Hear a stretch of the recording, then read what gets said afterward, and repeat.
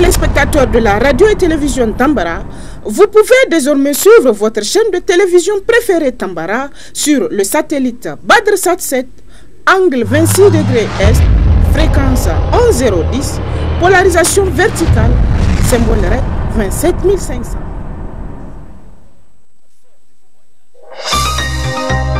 Suivez le journal avec STM Transport Voyageurs, une nouvelle façon de voyager.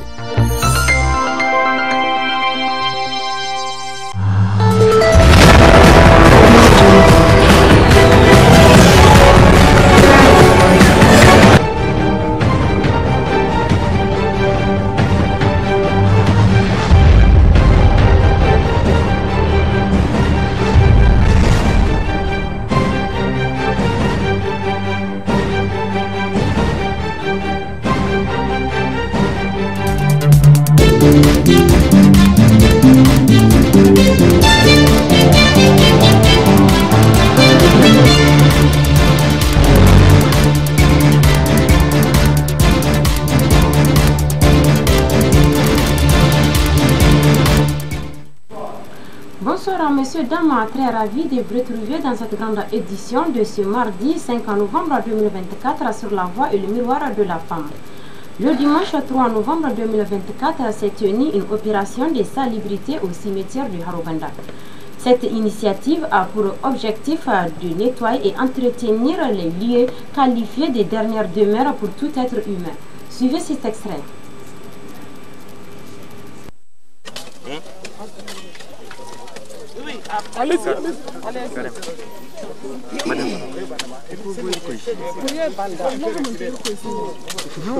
Où que tu sois, tu es sur un étage, tu es dans une case, la finalité c'est dans cet endroit-là.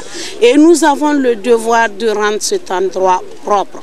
C'est pour ça aujourd'hui vous avez vu les femmes engagées, les brigades de veille, COSNAS et COSAES et toute la population de Harobanda et des villages environnants de Niamey sont venus pour nous aider l'administrateur délégué qui est venu. C'est sa première activité et nous le saluons. Il s'est investi personnellement pour que cette activité soit faite.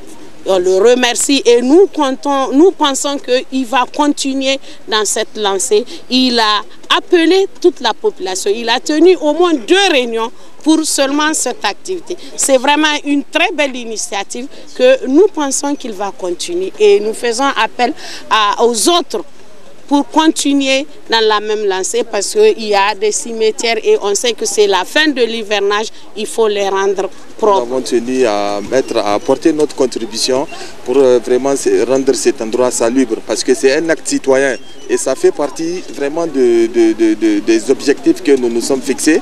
Ça fait partie aussi de la ligne directrice que l'administrateur délégué de la ville de Niamey a lancée pour que chaque dernier dimanche de chaque mois, que la ville de Niamey soit, qu'il y ait une salubrité sur toute l'étendue de la ville de Niamey. Donc vraiment c'est une bonne chose.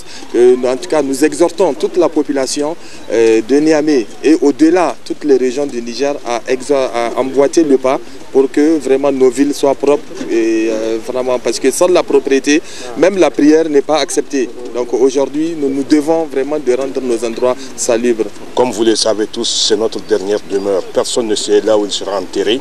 Et vraiment, ce serait une très bonne initiative que moi je pense qu'il va falloir continuer. Et au niveau de tous les cimetières de la ville de Niamey et au-delà même, il faut voir encore les autres régions.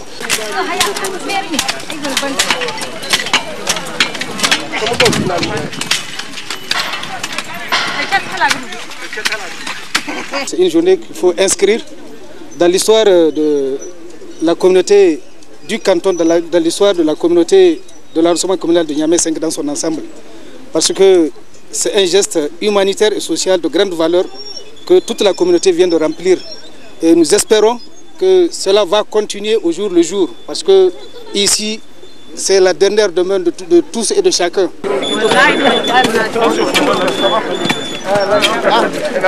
La presse. Cette séance de salubrité et votre présence sont la démonstration de votre engagement vis-à-vis des autorités du CNSP et du gouvernement.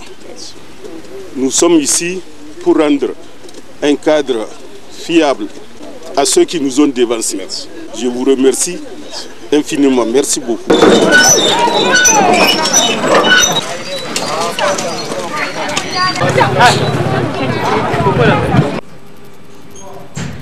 Volet commerce, la disponibilité du criquet, un commerce plongé dans la filière de ces insectes comestibles, nous a permis de faire un tour dans les marchés de la ville de Niamey. Suivez plutôt.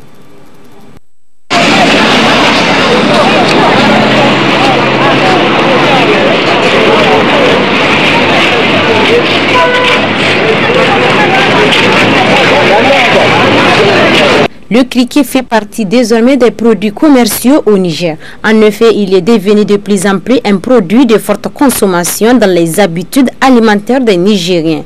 Ces produits occupent aussi une place importante dans le commerce informel dans ce pays. Cependant, pour constater la forte disponibilité du criquet, il suffit de visiter les marchés de la capitale. C'est le marché de Katako qui est connu pour le dépôt et la vente en gros du criquet. Aussi sur plusieurs artères de la ville de Niamey. Actuellement, la mesure est vendue de 1000 francs voire 1250 francs CFA. Ce prix peut évoluer si le produit se fait rare.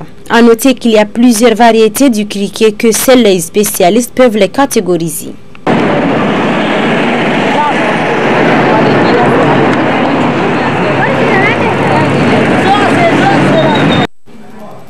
Toujours dans cette grande édition, volet entrepreneurial féminin connaît une croissance significative ces dernières années au Niger. Pour cela, nous nous sommes intéressés à une promotrice de salon de coiffure. Le commentaire avec Bassira Abdou et Abdraman Saleh. Les activités génératrices de revenus prennent de plus en plus de la place dans la vie des jeunes nigériennes qui ont compris que leur salut ne vient pas uniquement de la fonction publique. L'entrepreneuriat féminin est un levier d'autonomisation des femmes en prenant leur destin en main. Ces femmes renforcent leur confiance et sont en mesure de se positionner comme leaders dans leur communauté.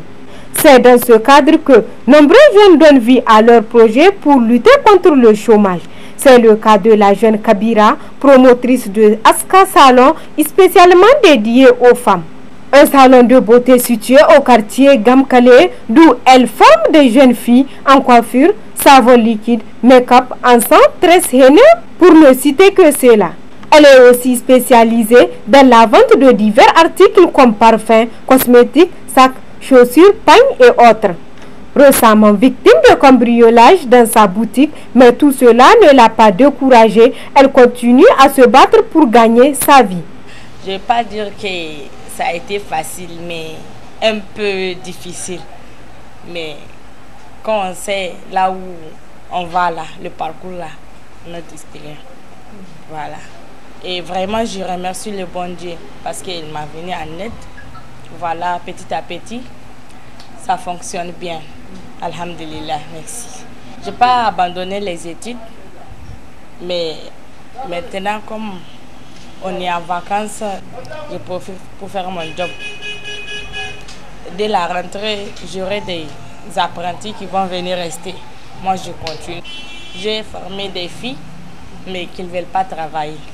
À peu près 6 personnes. 6 filles. Je lance un appel vraiment à nos soeurs, à nos mamans, à nos filles, vraiment, que le fait de rester compter sur quelqu'un là, on n'est plus dans ce monde. Il faut chercher pour soi. Si tu veux être indépendant là, il faut chercher pour toi. Ta sueur là, si c'est toi qui cherches ça, tu sais comment gaspiller ça. Mais quand tu comptes sur quelqu'un, et puis encore, tu comptes sur quelqu'un, toi aussi tes parents comptent sur toi. Alors, qu'est-ce que tu vas faire? Tu vas devenir quoi? Alors vraiment, je les souhaite un très bon méprise pour qu'ils se réveillent parce que maintenant là, ils sont en train de dormir. Il y a trop de salons, mais alhamdulillah. Et vous aidez les autres? Bien sûr, j'aide les autres et on remercie le bon Dieu. Pour être une femme entrepreneur, il est nécessaire de pouvoir faire face à des situations négatives tout en prenant des risques. Pour sortir vainqueur de tout cela, il faut s'armer de pensées positives et de courage.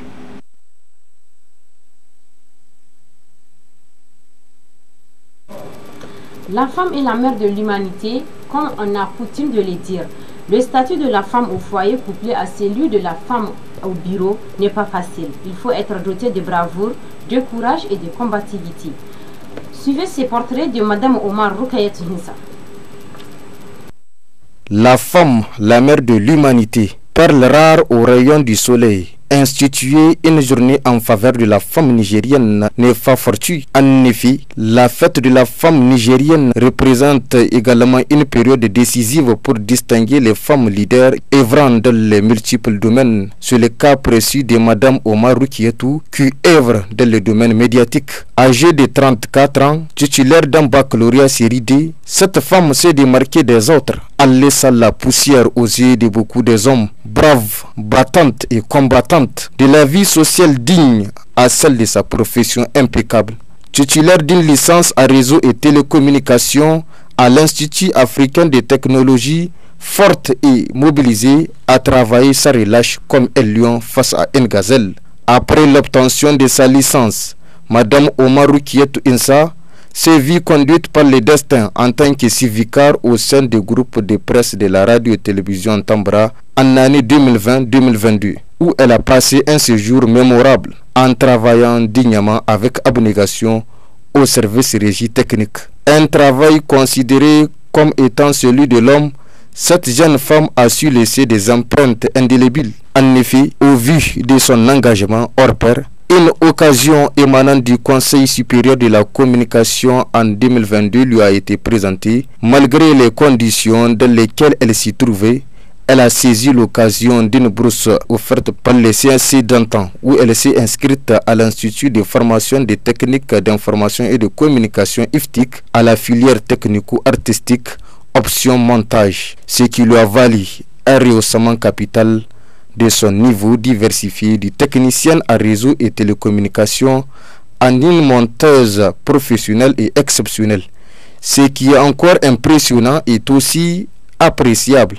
Femme mariée, assurant bien les tâches ménagères, prendre soin de son homme, aller à l'école et continuer à son milieu de travail, la radio et télévision Tambara, où elle effectue un travail inégalé. Souvent même, ses collègues journalistes l'attribuent les sobriquets génie monteuse, pour dire suffisamment honneur, dignité, dynamisme, la passion, la détermination, la passion et l'abnégation. Tels sont entre autres les maîtres mots qui caractérisent cette humble, courtoise et généreuse femme titulaire d'un diplôme en réseau et télécommunications et en instance de soutenir son mémoire d'une autre licence en montage à l'école supérieure des sciences de communication et des médias ESCOM. Toujours dans le cadre de l'autonomisation de la fille, le groupe de presse Tambara est allé à la rencontre d'une jeune couturière qui, malgré son âge, arrive à subvenir ses besoins et ceux de sa famille. Pour plus de précisions, avec notre envoyé spécial Hamza Ibrahim. L'autonomisation des jeunes filles est un processus par lequel les jeunes filles sont encouragées à prendre en charge leur vie. Cette stratégie aide les filles à augmenter leur pouvoir de négociation, à prendre davantage confiance en elles-mêmes et à accroître leur autonomie en matière de prise de décision. Ceci est illustratif avec une jeune fille qui a suivi la formation en couture après avoir échoué à l'école. Cette dernière arrive aujourd'hui à non seulement prendre sa famille en charge, mais aussi à atteindre ses objectifs souhaités.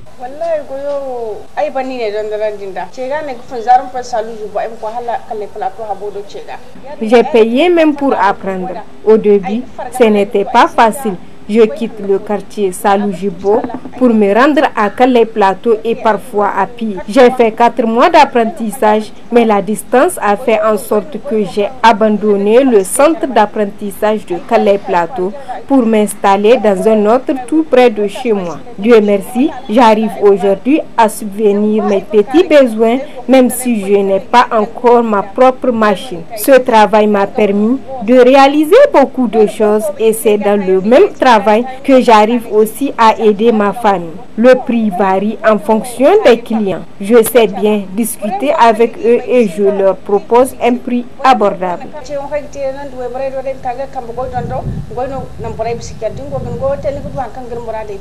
L'autonomisation des jeunes filles est la seule issue pour surmonter les problèmes qui entravent la vie des jeunes filles aujourd'hui. Monsieur, dames, c'est ici que se referme ce 20h15 sur la voie et le miroir de la femme. Restez toujours accompagnés de nos programmes. Bonne soirée.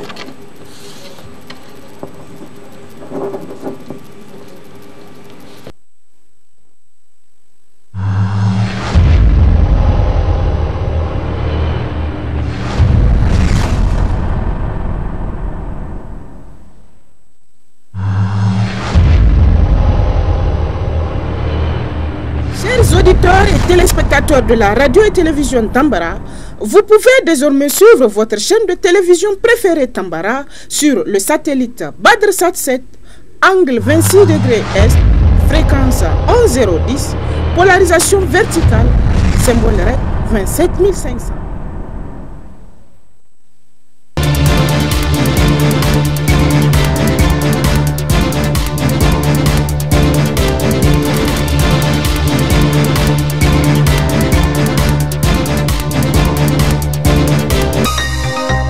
Ce journal vous a été présenté par STM Transport Voyageurs. Une nouvelle façon de voyager.